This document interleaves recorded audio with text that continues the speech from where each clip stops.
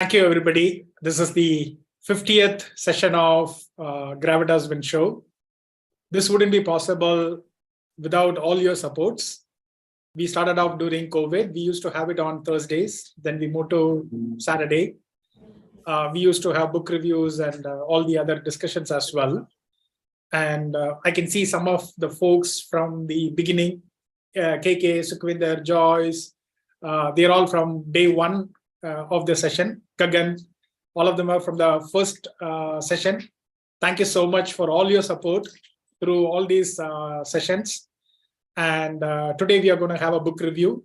It's the Freedom Manifesto by Karan Bajaj. KK is going to review that particular book. While preparing for this, I was going through what is that Freedom Manifesto, who is Karan Bajaj, and all of that. It seems to be very interesting.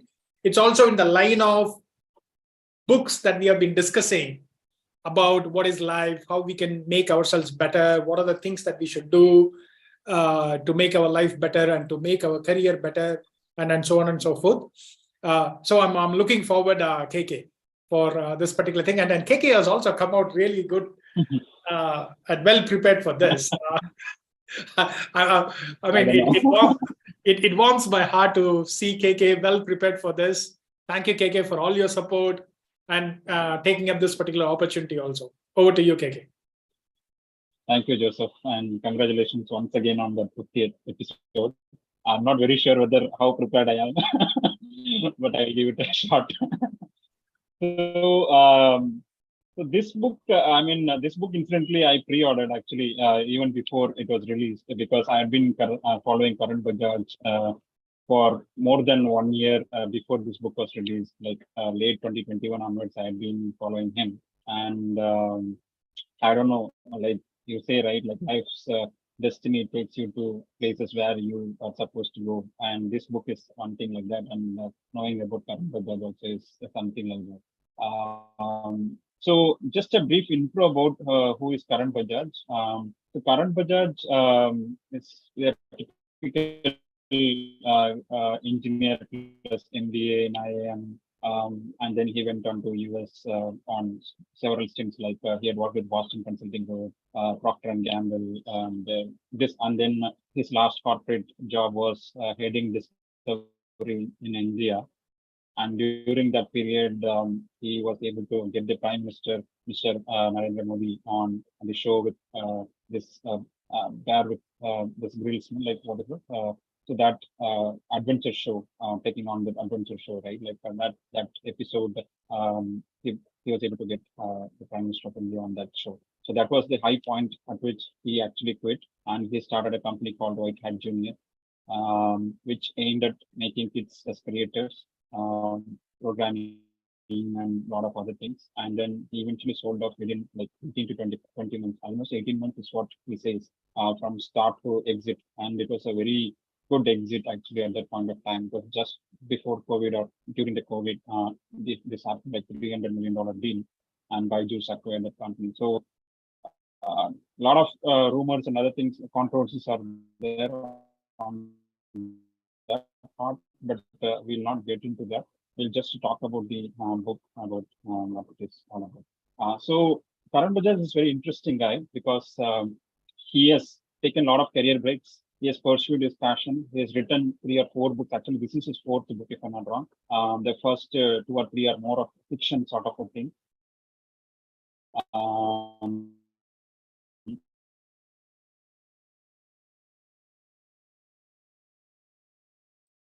Big flop. His first 2 books were like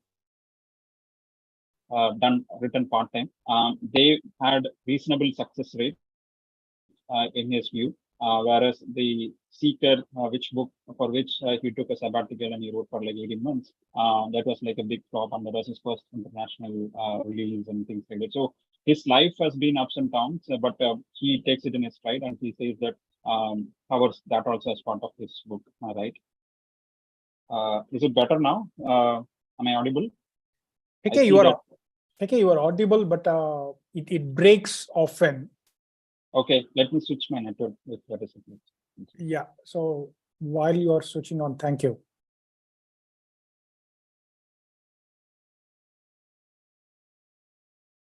Any of you have read this book? Anyone else? While KK is switching his network. Anyone else read this particular book? Just gone through the some of Am I the audible now? comments and overview of the book just before the session. Okay. Yeah, KK. Now it is audible. Let's see. Go ahead. Okay. So this book is split it's like a very good, nicely written book because he is a professional writer in my view. This book is split in two halves. The first half is about 7 rules of freedom and financial freedom and like to take your life to whatever journey you want to pursue. And the second half is about giving some startup related hit. I mean, he talks about seven ideas for people who wants to start up, like how to structure the journey. In today's session, I will just cover the first half, which is the 7 rules for the freedom, right? So because that itself is that comes with good amount of material content to talk about.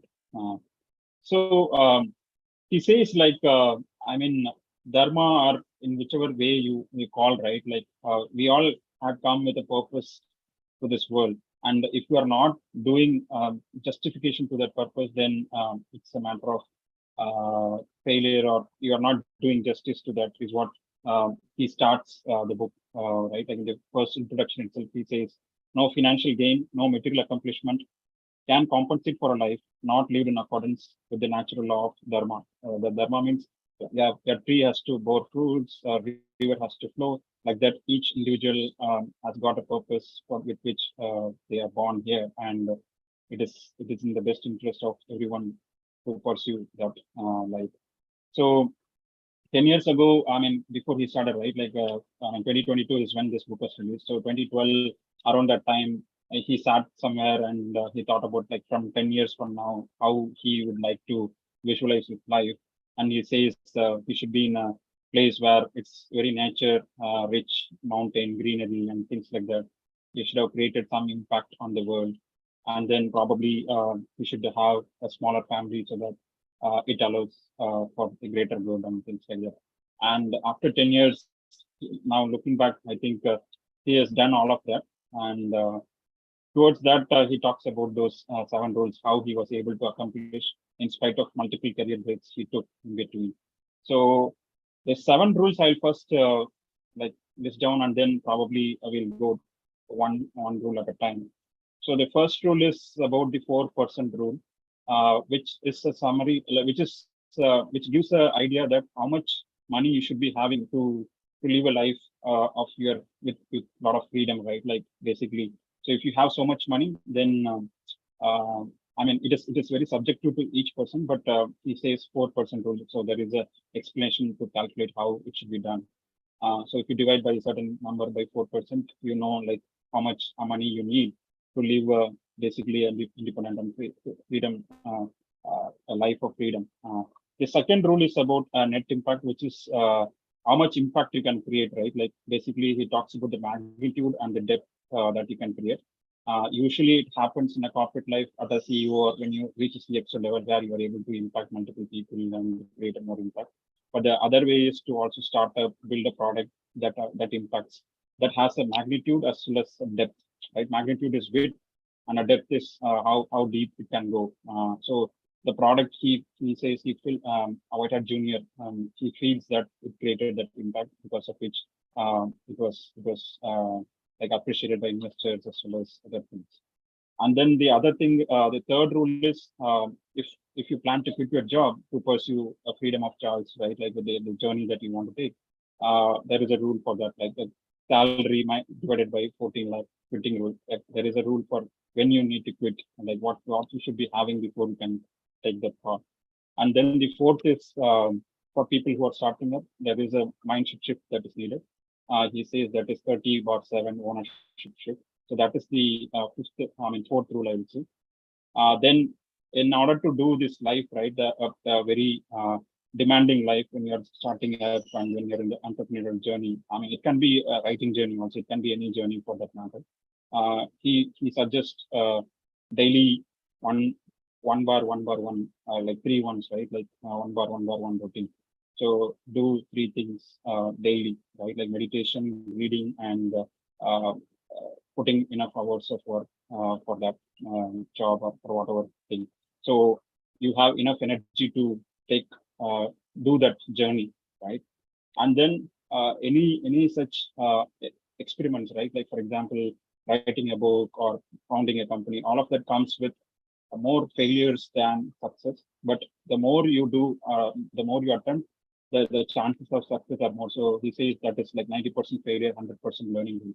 Every time you fail, I mean, 90% of the time you are most likely to fail, but still you will have 100% learning, which you can use in the next stages of your life. And he had shown that how it has been useful for him, all his sabbaticals, the hikes that he has done, or all of that. And then the seventh rule is 50/30/20 investing rule, which is like if you have some 100 rupees, how you should be spending that, or how you should allocate that budget, and so that you are prepared for that future this thing. So that is in essence the overall 7 rules, which we will go one by one. So any decision he says you should be you can take either with the premise of growth or with the premise of fear. If most of the time when you take on the premise of fear, your life is expected to contract, or it's not going to result in growth basically. So you're taking out of fear because of restrictions and constraints. He suggests and he recommends that most of his decisions, like he has done both. For example, he was in a job with Boston Consulting Group, which is not aligned to his thoughts and his personality and things like that. Boston Consulting Groups is one of the, coveted consulting firms. It's a dream job for any MBA. But he says that he didn't feel that is his place because he's more like an executor than a strategist. So for him, he felt out of place, but still he persisted because of financial constraints or fear of like losing job, or not finding the right job and things like that, or like what will other companies when they hire in future, if he has quit in like 4 months, 5 months, what they will think of that resume, that 4-5 months stint. All of that came into his mind. So he lasted there for like 18 months, and he says that that is one of his worst decisions he has taken. But whenever he has taken decisions based on growth, right? Like for example, he quit in 2015, and he quit in from a corporate world to write that book, the International Airplane book, The Seeker. Even though that didn't do well, but that had him exposed to so much of things that he was able to land the Discovery head and their role due to that is what he's attributing. Even though that book experiment was a failure, but that helped him to land that a job in as a head of Discovery India, and he took that company strength to strength during that period. So he says from his own life experience, always take decisions out of growth. With the premise of growth. Whenever you have an opportunity to grow, please go ahead and take the decision. If you're taking a decision with fear, right? Like because you want to last for some time because there are things which you're fearful of. Do not take that route, is what I say this. And so that is in the introduction part. Any thoughts like from your own experiences? Any times you've taken such decisions like between growth and fear? This is one thing, KK. All the 7 rules seems to be very interesting. And also, we have Jordan Peterson who says there are 12 rules for life. And then now Karan Bajaj says there are 7 rules for life. But this one is interesting when you say, and now that you have said it, it makes sense kind of a thing. Any decision that you take out of fear is going to constrain your life, right? Yeah. There are a lot of instances, obviously, whenever you have been afraid of, this is what I tell my kids also. So yes, like I can quote quite a lot of examples, but I would wait for others to pitch in. Anyone else can share? Any decision taken out of fear is going to constrain your life.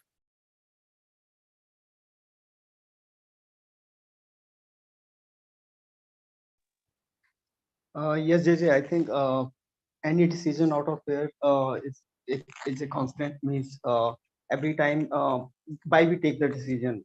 If we caught in such a situation that where we have no right or wrong decision or means it is the circumstances which push us to take certain decision. It could be because of fear or it could be because of some circumstances in our life. Yeah. The other thing that I wanted to ask, since Gagan is also here, and then KK, you also talked about 10 years prior, he visualized a life that he wanted. And over the period of 10 years, even though there has been a lot of uncertainties that came out into his life, he was able to achieve what he wanted to achieve. In one of the Gravitas Wind Show sessions, Gagan did talk about the visualization, then the affirmation, and so on and so forth. So Gagan, if you can speak, I don't know whether which situation you are in, but if you can speak, do you still follow affirmation? Can you throw some light? Do you still follow? Does it help you? What changes you have done in the last year or so? Anything that you can share? Yeah, thank you, Joseph. And it's so good to hear KK present this book, though I have not read this book, but heard a lot about it.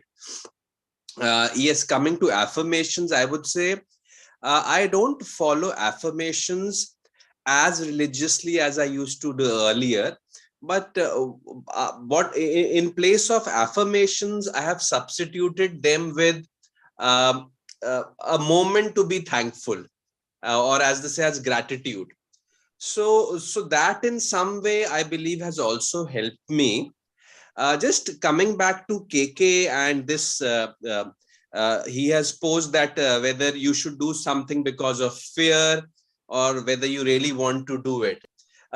Just being devil's advocate, let's say if we do something by fear, does it really? And as the speaker before me said, that it also depends upon our circumstances or the context in which we are taking those decisions. So is it a cardinal rule that a decision taken by fear would have negative implications going forward?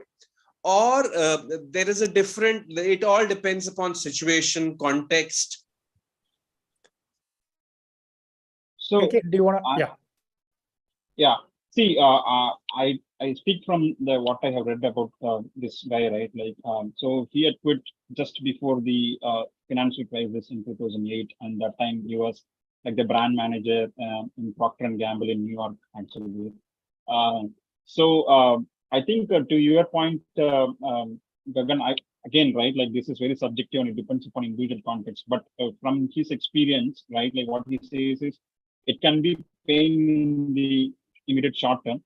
You may be in uncertainty and a lot of things will be happening, but maybe after 5 years or 10 years down the line, the decisions you took based on growth aspects, right, like on the premise of growth, versus the decisions you take based on fear, you would have taken based on fear. So there is a substantial difference in the outcome and the quality of life that has led to that you may lead in that period. Of course, right, there is no denying the fact that why you are being fearful is because of the circumstances, and it can be your personal, it can be macro, things like that. But the point is, yeah, you're taking it as out of fear, and I think that's what I would say. To some extent, I can also relate to it. Some instances where I myself had stayed in a job for more than it was needed, or because of various other factors. I see that, okay, maybe you should have taken certain decisions clear hand. I wouldn't be like very hard on that, but point is, I see that there is a point in merit in this argument. Thanks, KK. What I could add, Gagan, for me, when I think about, as KK was sharing, and then you asked this particular question so quickly, I was recollecting some of the decisions that I have taken in my life. What I would say is I am not able to articulate the two verbs properly, but there are two types of fear. One type of fear, when you go through that, it constrains you, it limits you. Sarang, I will come in a minute to you. it limits you. But then can you push through that particular fear and come out of that the other side? So what I mean to say is, as KK said, for most of us, either job or marriage, those are going to be the two primary things in which we decide based on fear. Oh my God, this is going to happen. What will my society say? What will my dad say? What will my parents say? All of those kinds of stuff. And then we leave out because of the fear. We come out of it, or we stay in a job because of fear. We stay in a marriage because of fear. What will other thing and all of those kinds of stuff. But then the other verb, again, as I said, I don't know how to articulate these two types of fear. The other fear is, so when I was in Bangalore, I was doing really well. An opportunity came in Delhi where I had to work as a consultant or an advisor to Government of India. And we had been married very recently. None of us, both of us, my wife and I, we didn't know Hindi. So there was a fear. There was a lot of uncertainties. The contract was only for 6 months. We don't know Hindi. It's a government contract. They had all the powers. I, as an individual, didn't have a power. So there was an uncertainty and a fear that what could happen, should I take it, and so on and so forth. But as KK says, I went ahead out of that particular fear also. I went through that particular fear. And then rest is like, kind of history, right? The quality of life improved quite dramatically since I went through that particular fear. So that's what I would say. There are two types of fear. One limits you, constrains you, and it kind of limits your potential. The other one is there is a fear, but you act through that fear, and then the quality of life improves on the other side of the fear. That's what I would say. Got it. Yeah. Sarang? Thanks, KK.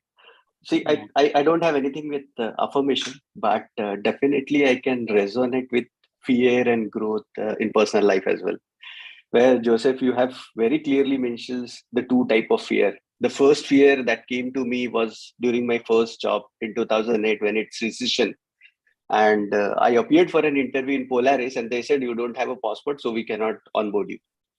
And the second job which came, I never felt in any of the aptitude tests in any company. And these guys like that. And second job, whatever it comes, I was so scared.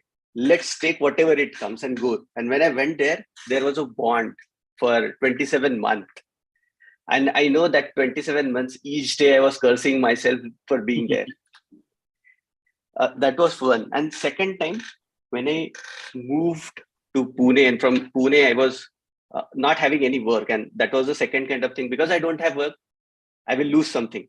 That's the second fear. So I just hop on with one organization. I be there for a month and I said, I don't want to fall in this trap again. And I switched again. I went into another organization. I stayed there for 3 months, but still it was not satisfying for me. And again, then I just fortunately met with the founder of a backpacker fund. I think Joseph knows him. There was again a fear. Now this is the third time I will do the same thing. What will people think? Not only people, everybody around me will say me fool. Are you mad when you understand this? But I am sure where I am right now, it's that kick. So those are the two types of fears, because there was also fear like, will it work? Will it not work? Will it sail me? Will it not sail me? If it shut down in 3 months, then what? But I took that faith of leap and then jumped into it. But it kind of shaped in a very different way. Thanks, Saranga, for sharing it. If any of you know the verbs for these two fears, please put it on the chat. Not only now, I mean, through the session that we have. Over to you, KK. Thank you very much. Thank you, Joseph, Sarang. Now coming to the first rule, right? So that is the 4% rule. So I mean, this he derived from in the American context, but he says that he has tested it in Indian context because he is born and brought up in India and he has worked in India also. So basically, what he says is, for you to live a comfortable life after retirement or throughout the next few years, rest of your life, you may need to. I mean, at this point of time, you need to think about this, right? Like, what is your analyzed expenses that you need, you will make, right? Like if it is like 50,000 per month, that's like 6 lakhs divided by 4% gives you a certain amount. So that should be the amount that you should be having in liquid or as your asset, so that you can live the same standard like for the rest of your life. Basically, the 4% is the lowest interest rate you can gain from any sort of investing instrument. And in India, usually it is more than that. Right, like our banks give minimum 5 to 6%, even in the worst periods in savings deposits. So even at a very conservative level, bank fixed deposit gives you like 5 to 6%. So your interest alone will be able to cover for the rest of the life. But I mean, that is your worst case scenario. But if you invest in equity and other things, you are going to get more than that over that period. So basically, that should be the rule by which you should decide like how much you should be having if you want to lead the same life for the rest of your life. So that is something which he says is 4% rule. The reason he says is, I think at multiple instances, he had to quit his job. He took long career breaks, like 18 months and all. Sometime from 6 months to 18 months, all of that he has taken. But initial period of time, he didn't have a clue of how to figure this out. But I think he read and managed to come up with this fact. And he says that this works amazingly at any country, any region. And yeah, so this is something which he gives a lot of I mean, studies as well as he substantiates with the different financial returns that you may get, right? Like, and that's how he manages to come to this. So that is something which can be taken as one of the rule to decide on the how you want to plan. After every chapter, he gives exercises to do, right? Like 3 to 4 questions he asks, basically about the rule he has spoke about, and making sure you also evaluate your situation where you are through that questions, so that it helps you in making decisions. So I think this is a very nicely written book in my view, because he gives a concept and he pushes you to check where you stand, so that you know mentally that okay, this is my current situation. So this is first chapter. The second chapter is the second rule is the net impact rule, where he talks about your net worth should be the net impact that you create. For example, people like Elon Musk or Bill Gates, so they all create their impact on the world is outsized, right? Like not just the business guys, like for example, any sports person, for that matter, any leading people. So they are able to impact a large section of the world's population, and they have reached that level. For that, you need to take certain things, pursue a path, career, or any sort of thing, right? Like which is able to the magnitude of that impact, right? Like which I spoke about. So that should be like wide enough, as well as there should be depth in that. So basically, it should cover maximum size of population, and it should also impact them deeply. So if you do that, if you're able to multiply that, the rule is like net impact equal to magnitude of your impact into depth of impact. So if you multiply that, so you're able to arrive at that number, like how much you're able to do, right? So he also puts that in his perspective, like the books he has written, the business he founded, and things like that. He evaluated basically.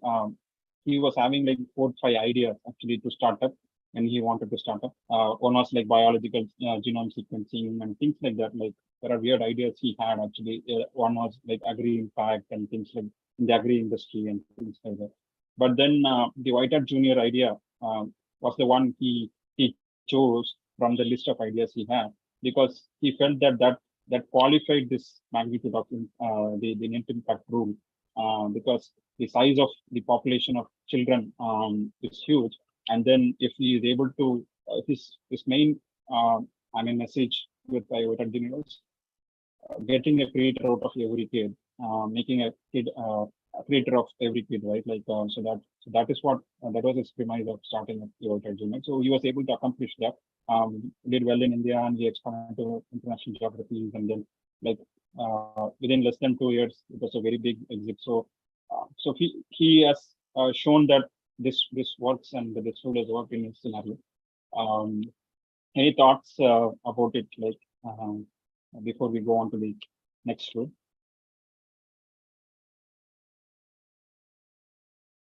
Yes, I have not had the depth and the width of the impact, so I don't think I'm the right person to comment anything on it. Anyone wants to comment, please go ahead.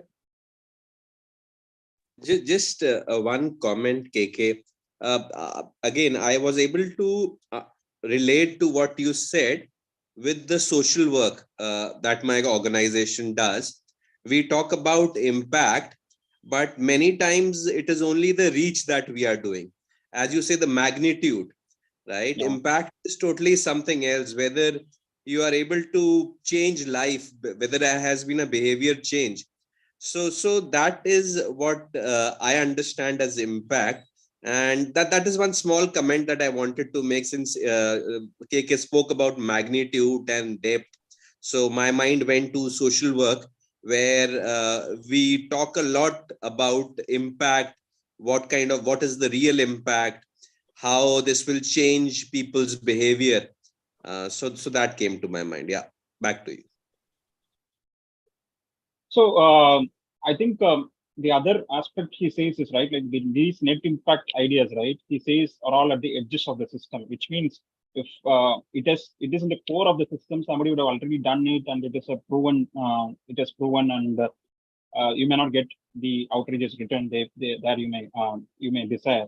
But the point is, he says there will be, like, if there are 10 ideas, maybe there is only one idea that is in the edge of the system that will travel from the edge to the center, right? Like in this scenario, that was the couple of books he wrote, which was success, and one book that was failure, because the seeker, that book for which he took like 18 months sabbatical to write, got rave reviews from like literature agents or like the people who review the books, works, right? Like the books of fiction and things like that. But it didn't impact a wide section of the people for it to become a major hit seller. And that was his third book. The first two books, which was released in India, sold more than 25,000 copies.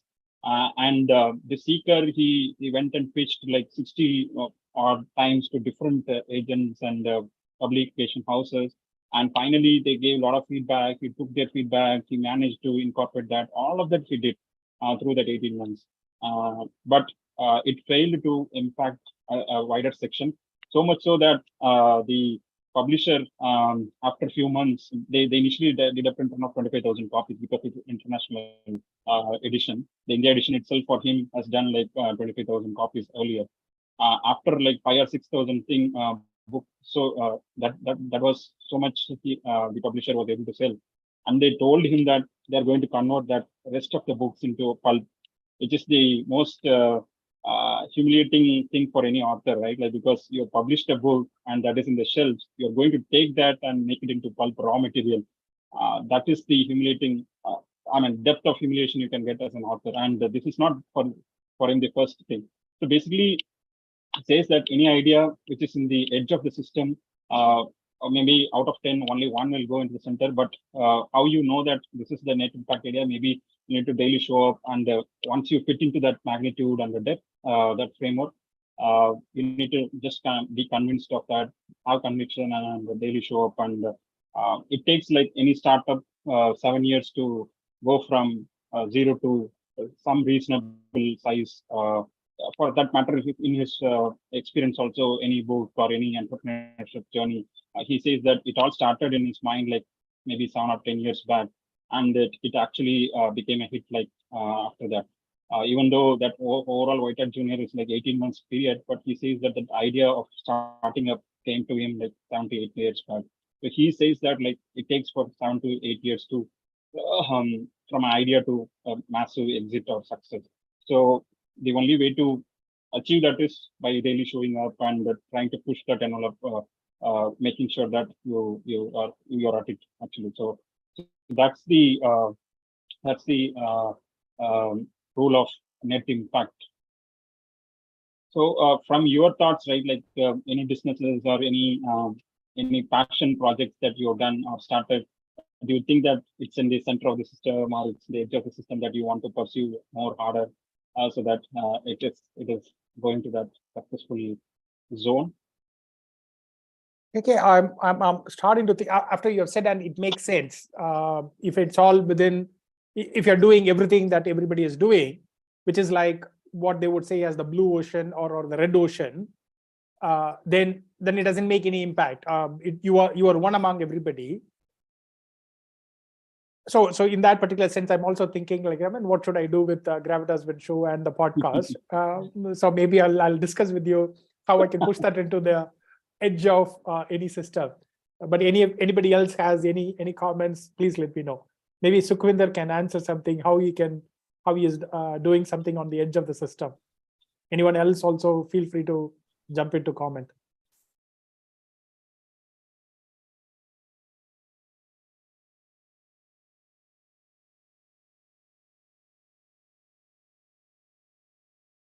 Go ahead, KK. I don't think. Okay. So the third one is the salary by 14 quitting rule, which is that is also tested. He says that he has tested in US context as well as in India context, and it works in both the economic situation. So basically, what it says is, for example, your annual salary is like 50 lakhs, and if you want to pursue some passion that you want to do, so the time that you need, like for example, if that is not going well for your salary, how much time it will take to find a job, right? Like, so that is the number he says. So 50 lakh divided by 14 is somewhere like 4.5 months or something it will come. So that is the time period it will take for you to find a job of equal nature or something like that. So in that zone, right? So if you are sure about taking certain, like for example, if you are planning to do any venture for that matter, like if it is like 20 months runway is what you're having, and for 15 months you are not able to show any any desired outcome that you have planned for, then if you are earning like 50 lakh before you quit, you just need to quit at that point of time to start searching like the 15th month, because that rule says that 4.5 months is you will need to find a job for that matter. So maybe at the 15th or 16th month, you should say that, okay, enough is done. Then I need to get on with my, like finding the job so that I'm surviving, I need to survive.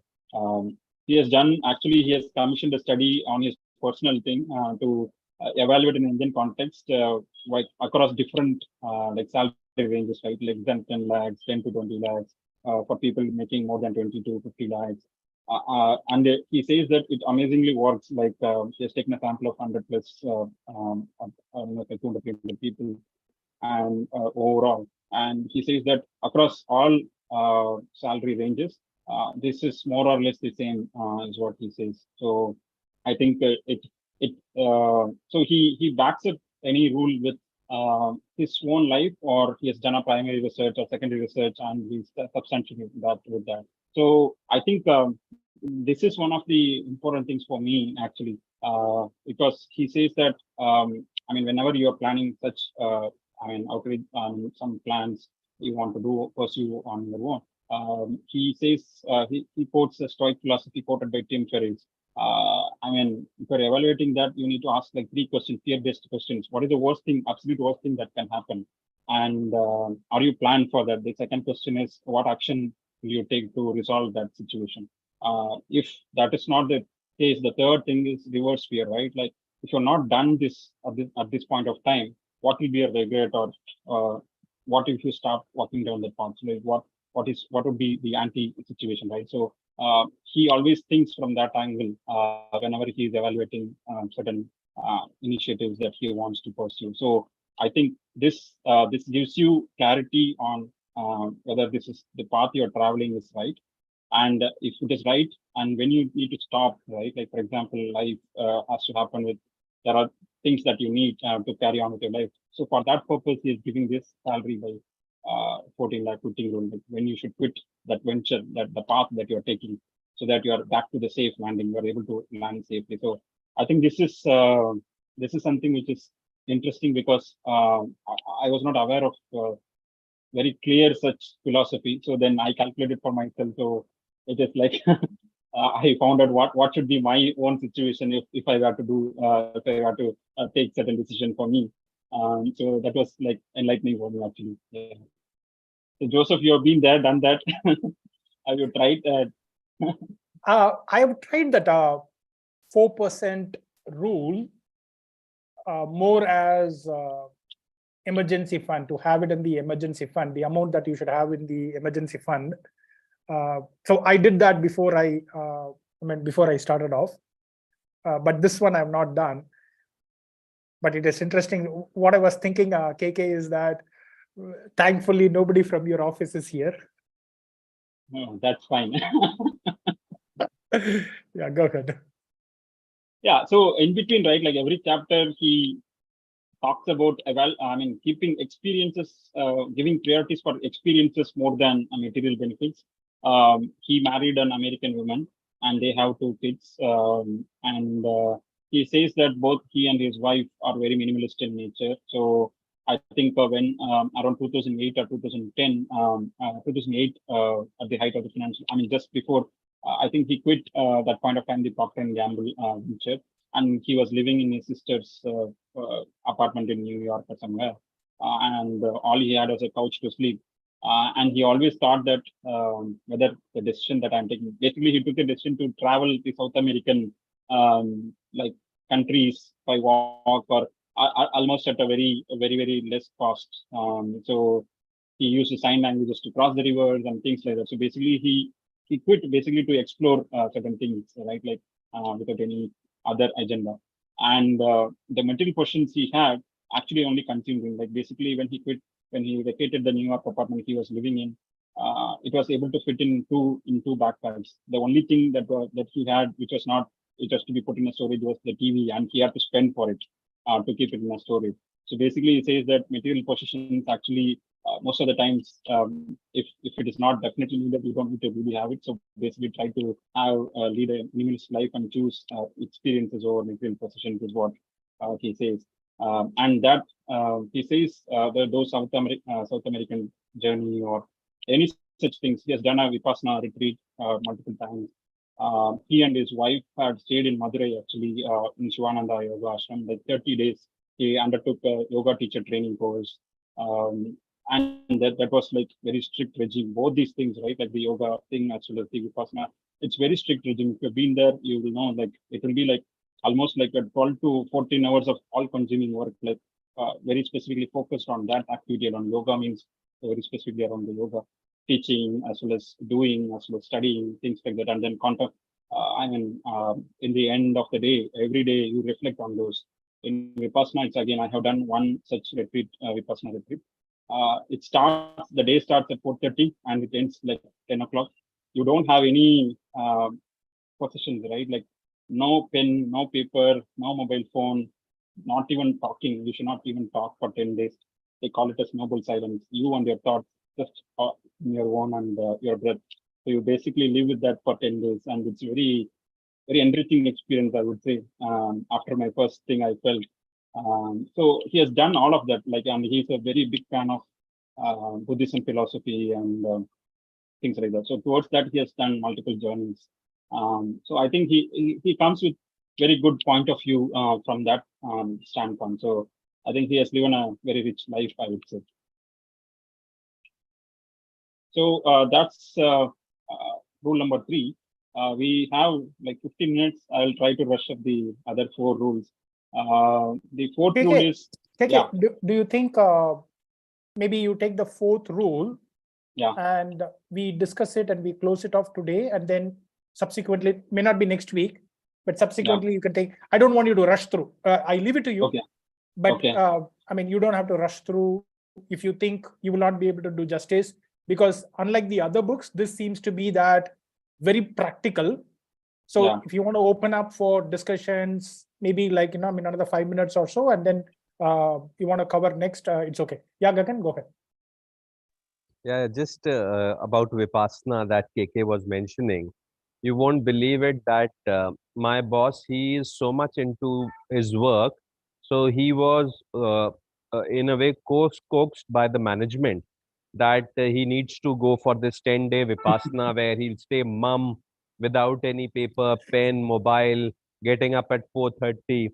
And he said it changed me for those 10 days. I hope I am able to retain that. So now he religiously gets up in the morning, 1 hour, does yoga in the yoga, the meditation, the introspection, as you said, KK. He has recommended to everyone that you should go. It is a different experience where you spend time with yourself, which we seldom do. And that is the crux of these 10 days. Yeah. One of the things that I wanted to ask around, how much of this is coming from a privilege? One of the things when I was looking at moving out of the corporate job, becoming a consultant and so on and so forth, was also I was confident.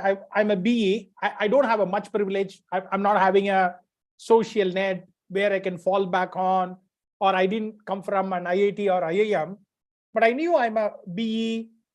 Worst case, it'll take me 6 months to find a job. My sister will hopefully give me some couch to sleep on.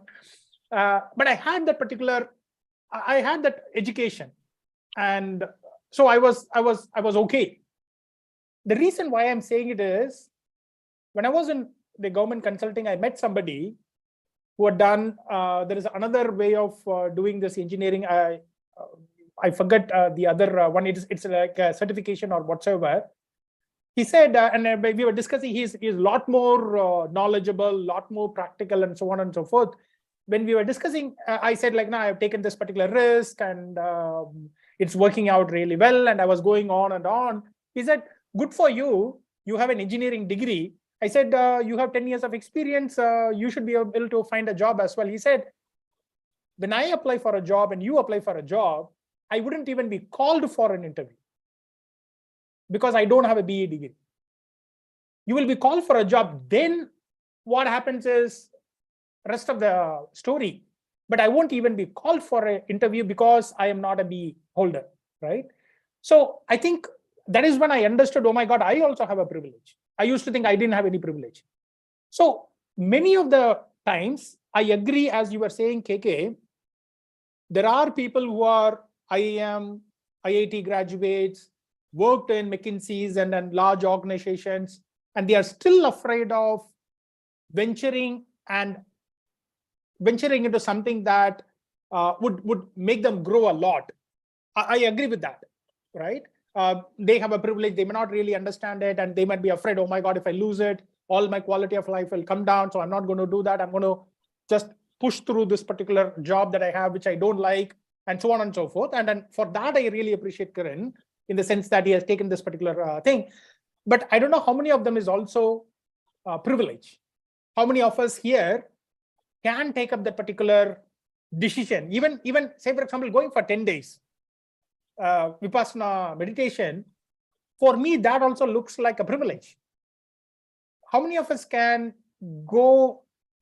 A lot of us cannot even go for 3 days. Forget about during the weekdays. The weekends, long weekends, there will be calls. We can all debate whether it is right, wrong, whatsoever it is, but some of us need that kind of money for any number of reasons, right? It is not only the EMIs, but it is also the kids have a medical condition, they need it. They take care of the parents who are ailing, they need it, money. So many different situations, right? So I keep wondering whether privilege plays any role in this. Any comments? So to some extent, I agree on the privilege part, Joseph, because of course, right, like the basic needs are taken care of, only then you are able to start up and you are able to write out of things. But I think you will also find in history, right? Like, for example, people like Charles Bukowski and those guys, they're all like enlightened people. They write, they have written so much life, changed life for a lot of people.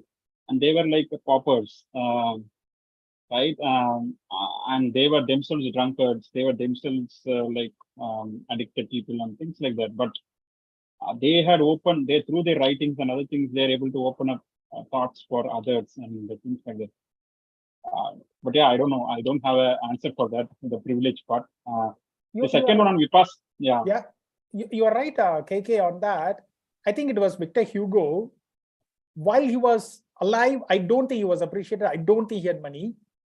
No. I think only after his death, all his artworks became popular. And even in our own context, I don't know how many of maybe the North Indians may not know. Take Bharatiyar. Yeah. Even today, we adore him in Tamil Nadu. But I think he died as a pauper, and I don't think through his life also he lived a luxurious life.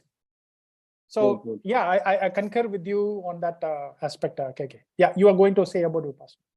Yeah, so the Vipassana part, so I don't know what is privilege in that, right? Like if time away is a privilege, it is always a privilege, right? Like because you are trading in some of your time for some activities of your own. Like what you're trading for is matters. I mean, if you just look at your own daily time period and how much time you spend on wasteful activities and things like that, probably there is significant chunk of time. And the cost of the course itself is zero, actually. So they don't ask you to pay anything. After the course is over, you are free to donate like 10 rupees, 100 rupees, 250 rupees, 5,000 rupees, whatever you want. You don't need to even pay for it. Perfectly fine. Nobody asks anything. So from that standpoint, cost standpoint, and they give meals and other things across, right? Like whether you are a CEO of a company or, I mean, in the same course which I was doing, there was a Tesla engineer who was from Hyderabad. He had gone to US, and that guy was doing that for the third time. And I mean, the facilities are common for teachers as well as students who are going there. So I think from that standpoint, yeah, it's a matter of choice what you want to do. And if there is an emergency, they will always, there are procedures for it. They will say that you can give our number, and in case of extreme scenarios, like something is out of thing in your home or in your near and dear ones, they can always come to you and tell that now you need to go back. This is the situation that you're finding now. So those things are taken care of. So basic things are taken care of. But again, it's a matter of choice. What do you want to pay for? Yeah. Okay, I think we can stop. We have about 6 minutes. Anyone else has any comments? This seems to be a very, very practical book. I would like to go deeper into this. But whatever KK has shared, and KK is an amazing storyteller. He knows how to narrate books in an interesting form. Anyone has any other comments? For me, what I liked, KK, is that to have an impact, you need to have magnitude and depth. And then you need to do at the edge of the system to have any impact at all. Those are the two things that I would say. All the others is like not interesting, but those are the two things that I would say very interesting to me. Anyone else wants to add anything? I have one more thing to say, but I will wait for anybody to answer. Any points? What you liked in whatever KK has presented so far? Any comments on this particular topic? Any comments on this book? Anyone? Just one question to KK. Out of all the points that you have mentioned today, which one you relate to the most? Good question. Good question. Very good question. Yeah. So for me, I think the net impact rule was very interesting because that helps you to qualify any venture or anything, right? Like a side passion project, anything that you want to do. Like that is one thing which for me stands out. And then there is one more rule which will come later, which is the daily routine. Right, like he says, you need to read about certain things. You need to meditate. I mean, mentally you need to be free. So you are meditating, yoga, and other things you are able to do. Reading you are able to do, and there is one more thing he mentioned. So basically the routine that makes you as a person to travel, right? So, but for me, one basic thing that stands out is he says that choose large experiences over material possessions. So I think I always resonate. That is something which is coming over and over again for me. In this book, and this guy, I envy him actually. So he's able to do that, and sometimes it's a matter of privilege also, Joseph. He has been in an IIM Bangalore, so basically at least there is some sort of privilege for him. But again, yeah, I think he has gone to despair. I mean, very lowest point in his life in certain scenarios, and he had also come back and few things. Yeah. Fantastic. Any other questions, comments? Can I? Yeah. Yeah, please. Thanks, KK, for the session. It was really enlightening. I was just busy with something, so I couldn't speak earlier. I just want to add two things. One was about the fear and the decision making. What I feel is, if the option is not having fear, it can't be mine. The more fearful it is, more inclined it will I am to be to opting for it, and the more I'll extract out of that option. So, and in any decision making, if there is no fear, I don't consider it to be a decision worth taking. So that's one thing. And second is that I also consider to be a privilege to have that 10-day program. And what I have identified is I've been traveling a lot. I have started traveling by railways now, and that has obviously given me more time to stay amongst the middle and upper middle class people of different age and economies, and that brings more gratitude in me, and it helps me in recalibrating also. So that's from my side. Thanks a lot. Yeah. Thanks, Sukhvinder. Anyone else? Just to add that, because a lot of times where more discussions happen in that. So when he says decisions based on growth or decisions based on fear, it's not that. I think every decision has certain uncertainty. So that is not the fear that he is talking. So the decision he says is like, for example, that you plan to quit your job to write a book versus you plan to stay in the job because you are feeling that you don't have money, you may not be able to sustain. So in that point, you can take a decision based on growth to do that writing career. It has its uncertainty, it has its fear, but the outcome is not certain, and there are things, right? Like most of the times, any decision for that matter in future, things you don't know like what is going to happen. But the fear is that, okay, I don't have money, whether I'll be able to survive if this fails, what happens, things like that, and you plan to stay around for that because you're thinking from that standpoint, right? Like you're taking that decision based on fear that I may not be able to survive this period, or I'm not be able to come out of this in a flying colors or something like that. So that is the thing he says about when he talks about growth. I mean, if you think that there is a growth aspect in what you are planning to do, go ahead and take the decision based on that, assuming that there is a growth path for you. Instead of a limiting factor, because you take decision based on fear, because what if this happens, what if that happens, you're not planned for it, things like that. So that is the fear he's talking about. So that is something which I wanted to clarify. I'm not sure like whether I was able to communicate properly, but so just wanted to. We will have to read the book, KK. Yeah. Rajneesh, you want to add anything? Yeah, I think this is very meaningful and very interesting topic. Basically, you are adding a rule on a rule means sequentially 1 up to 7, and I think we can't directly jump into the rules 3 or 4. You just first rule tells that we have to come out of the fear, or mitigated rule or mitigated risk we have to take, and then only we need to compare the depth and the what the other word I don't remember, Depth. but depth. Yeah, so how we can measure that and all that stuff. So step by step, storytelling is very good, so it's very learning. Yeah, thanks KK for that. Thanks, Rajneesh. I think he has a point. Probably Yeah. we'll have to go through a stage. Thank you. Yeah, Rather than very good point, valid point. Thank you.